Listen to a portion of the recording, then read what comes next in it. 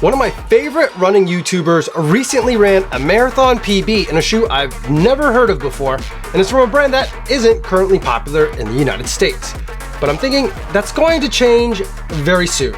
This is the Li-Ning Feidian 6 Elite, and it's time to take it for a run.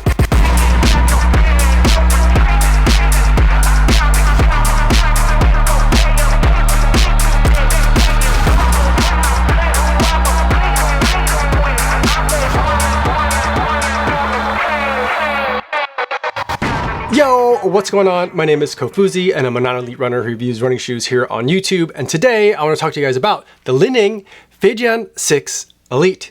But before I give you my thoughts on this shoe, I do want to go over some disclosures. This is a pair of shoes that Li-Ning sent to me for the purpose of review, so I didn't have to pay for these shoes. However, nobody's paying me to make this video or to include their brand in this video, and no one's going to get a chance to preview any of my footage or my thoughts before you guys get a chance to see this video on YouTube. So with that disclosure out of the way, let's talk about the Li-Ning Feidian 6 Elite. And let's start with the specs. There's a 39mm stack height shoe with a 6mm drop, giving us 33mm of stack height in the forefoot. Now, there are three components to this midsole. There is a top layer foam, a bottom layer foam, and then a carbon fiber plate.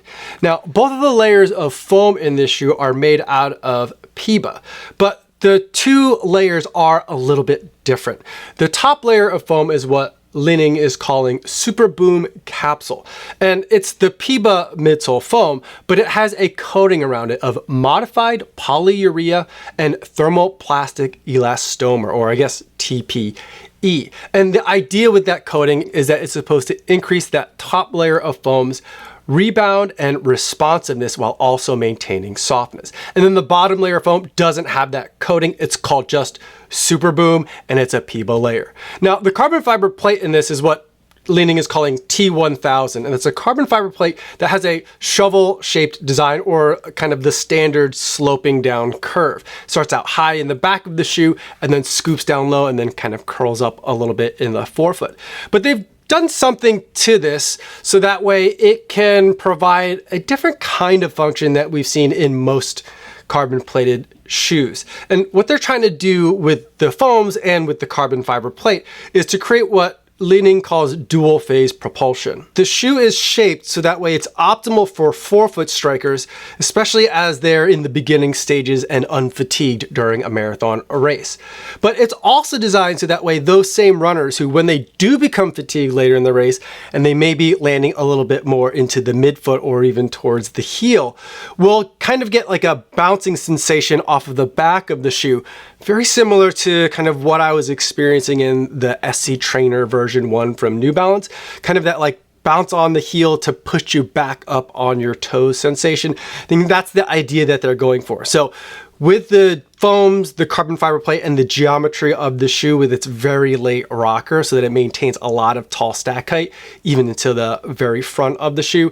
The idea is that no matter how fatigued you are in the race as a forefoot striker, this shoe is going to be able to help you get the most out of each foot strike. Now, protecting all this foam is Li-Ning's GCU, ground control unit. It's a very thin layer of material that does give a lot of coverage. Up top, we have Li-Ning's Boom Fiber, which is one of those stringy race type materials that provides a lot of structure, but it's also very light and very breathable. For the tongue, they have a built-in knit tongue, which is nice and soft.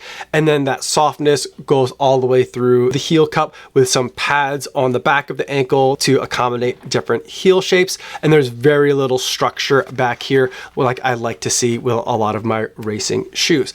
As far as sizing goes, I went with my usual running shoe size, and that worked out really well for me. In fact, compared to most racing shoes, I felt like I had a little bit more room than I'm typically used to experiencing, but I didn't have to sacrifice the sense of snugness or fit that I had in the shoe. So I feel like they did a really good job with the fit on this shoe, and I would go with your usual running shoe or racing shoe size. And altogether, when it comes to weight, this shoe comes in at an acceptable weight for racing shoes in 2025 and 2026.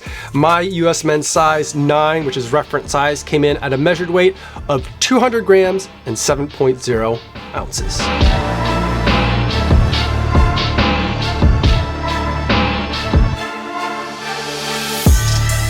Now that we talked about what this shoe is like on paper, let's talk about what it's like on the road. The Li-Ning Feidian 6 Elite was a nice surprise. This is my first Li-Ning shoe, so I really wasn't sure what to expect at all from this brand. And what I got from this shoe is something that is pleasantly soft at warm-up paces and very easy running, to the extent that I thought that this could be a lot of people's preferred daily trainer. But the shoe also rises to the occasion as I spool up and get a little bit faster. As I'm getting into moderate efforts and into race paces, the shoe begins to tighten up and become more responsive, while also still maintaining a good level of softness and cushion. Now, whenever I test a racing shoe, I always try to think about, did the brand make this shoe a forefoot striker shoe or a heel striker shoe or maybe a midfoot striker shoe? And at first I thought this was squarely in the midfoot striker category. I think with the way that the channel and this window to the carbon fiber plate is designed, it creates these two side walls of foam that is pretty common in midfoot striker shoes. And it also felt good when I was running kind of moderate or just steady paces, a little bit faster than easy effort, which are paces where my foot strike tends to shift more midfoot. And I really enjoyed the shoe for that type of effort. But the shoe is a bit of a chameleon, and that's that dual phase propulsion coming into play. It's really confusing to try and read about it and just understand it. But as I got faster and as I picked up the pace, moving from easy or easy plus efforts all the way up to threshold pace, as I started becoming more forefoot in my foot strike, that's when I felt like, okay, this shoe really also works well for forefoot strikers too. And I think a lot of that comes down to the geometry of the shoe. It has a rocker that starts very late as far as when along the foot it starts. And even then, when it does happen, it doesn't taper very aggressively to the toes, which means that they're maintaining a really high amount of foam in the pads of the foot and forward, which is optimal for forefoot strikers. Plus, there is a nice wide landing pad in the front of the shoe, which again is another positive attribute for forefoot strikers. And the experience in the foam is that there is softness there, but the foam is doing a great job in resisting compression as my foot hits the ground as I'm smashing into the forefoot of the shoe. And then it is pushing back on it and snapping back nicely and quickly as I'm pushing off into that next stride, which gives me a nice sense of snappiness and speed. And then as I did get fatigued, I did feel the benefit of that dual phase propulsion, where not only is it wide enough for me to land midfoot in the shoe, and not only is it soft, so that way it's comfortable for me to land in the midfoot of the shoe, there's that sense of almost like a diving board that you're kind of pulling against something in that back part of the carbon fiber plate. So as your foot puts weight on it, it wants to snap forward and shoot me again forward back onto my toes,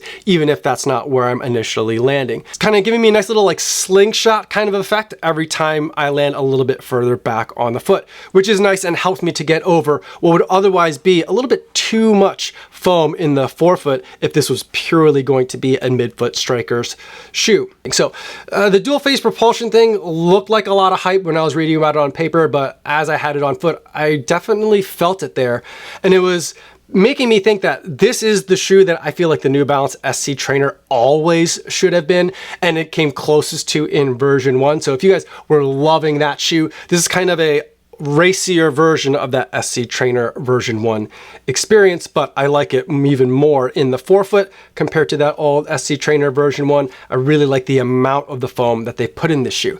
And if I were to try to explain what the foam itself feels like, it really reminds me of the foam that was in the Metaspeed Sky Paris, which was 2 Metaspeed Sky versions ago. That was a foam that had a really nice sense of controlled compression and then a nice bounce back as I got into the next stride. And then that Sky Paris was also another shoe that I thought was optimal for forefoot strikers, and I had a lot of fun running in that shoe too. So there's definitely some resemblance in terms of the foams and the experiences that I'm getting from the foams themselves in both of those shoes. And overall, that foam I think has the same shortcoming that I thought the Metaspeed Sky Paris had. And I'll say this humbly because this is a shoe that I know that people can run fast in and have run very fast in. But even for me as a non-elite runner, I feel like I like shoes that are a little bit more aggressive when it comes to race day product. And so for me, this kind of falls into that. Is it a race day shoe? Yes. Is it also a really great long run shoe? Yes. And that's kind of where it straddles those two lines for me, where depending on a runner's preferences, it could be not aggressive enough or it could be just right.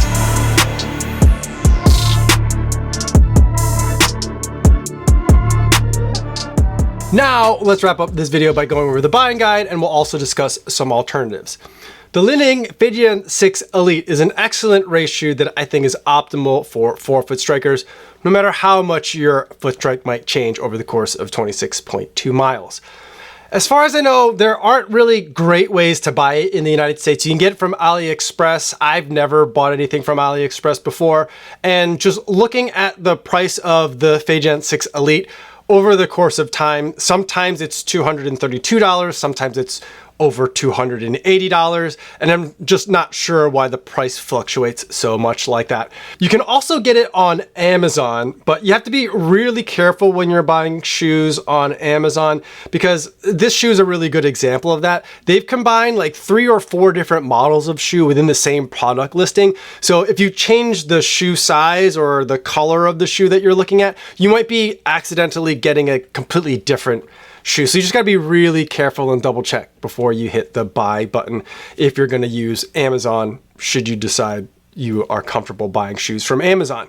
So it's hard to say whether the shoe is a good value at the price that it's being offered at. At $209, I think it's a really good deal. At $280, I think it starts to get really expensive for what you're getting. Now, this is the first Li-Ning shoe that I've ever tried, so I can't tell you if the prior version of this shoe or other shoes from Li-Ning are going to be comparable or going to be better options if there are sale prices. But I can take a look at what else is out there on the market to see where the $209 or $230 or $280 of the Li-Ning Feidian 6 Elite stacks up. And the first shoe that I want to talk about is a shoe that I've already spent a lot of time talking about today. That's from ASICS. This is the Metaspeed Sky. And this is the Paris version. So this is a version behind. They're on the Tokyo version now, which has different foams. But the foam that is in this shoe, I think, is probably the same foam that's in the Feidian 6 Elite. If not, they are performing in very similar ways. There's a really nice sense of controlled compression for a geometry that is optimized for forefoot strikers, and a sense of bounce that is really pleasant. Both of these shoes also are a little bit softer than I'd ideally prefer, but depending on your preferences, that could either be a positive or a negative sensation. Now, the Feidian 6 definitely is more forgiving when your foot strike starts to get a little bit sloppy, but it also pays for that with additional weight. It's a lot heavier than the Metaspeed Sky Paris is. Now, the Metaspeed Sky Paris has an aggressive shape that makes it a lot harder to run on the midfoot, but I also never really felt like I had too many problems when my foot strike got sloppy and I was landing more midfoot in that shoe, so it's not a huge problem for me. The dual phase propulsion system of the Li-Ning is noticeable and I like it, but the increased weight and geometry of the Li-Ning also make it feel less racer-like. I feel like there's a more racer shoe feel in the Metaspeed Sky Paris. And if I were to choose between the two, let's say the price on these two shoes was equal at $250, I think I'd probably go with the Metaspeed Sky Paris. At $209 for the Li-Ning, I'd go with the Li-Ning. So it's gonna depend a lot on that price. And then the last shoe that I want to talk about today comes from Saucony. This is the Endorphin Elite 2. Both of these shoes have uppers using that strong string-like material that's woven into an upper. And they also have knit tongues and comfortable heel cups. They both also have tall stack heights and foams that are on the softer side when it comes to racing shoes. They also have geometries that are optimized for forefoot strikers, but are also forgiving enough for some midfoot striking as well. And I would say both of these shoes fall into that category for me, where they're soft enough that they feel like long run shoes or training companion shoes, but are still lightweight and snappy enough that a lot of people will be enjoying them for racing as well. The Endorphin Elite 2 is even softer than the Li-Ning is, and it's even heavier than the Li-Ning is by 6 grams. So if there's a spectrum of long run shoe to race day shoe, I feel like the Endorphin Elite is on one end of the spectrum and the Metaspeed Sky Paris is on the other, with the Li-Ning squarely in the middle. Now, the Endorphin Elite 2 retails for $290, and I think that's a lot for what you're getting in that shoe. And so I'd say at the $290 price point, I would go with the Li-Ning. Even at at $280. So even if they're at similar price, I think the Li-Ning is better. I enjoy it more. And if you can get the Li-Ning at a cheaper price, I don't know why the pricing is all over the place like this, but if you can get it in a cheaper price, then it becomes an even more compelling option. So those are my thoughts on the first Li-Ning shoe that I've ever reviewed. I'm pleasantly surprised by it, and it leads me to want to try more Li-Ning shoes in the future. If you have any questions about this shoe or any of the shoes that I talked about today, feel free to put it in the comments down below, or better yet, stop by the live stream that I do Mondays and Thursdays over on the Kofuzi Run Club channel. I'd love to see you guys over there in the chat. That's all I have for today, everybody. Thanks so much for making it all the way to the end of this video. Hopefully you guys are staying safe out there on your runs, and I will see you in the next one. Yo, what's going on?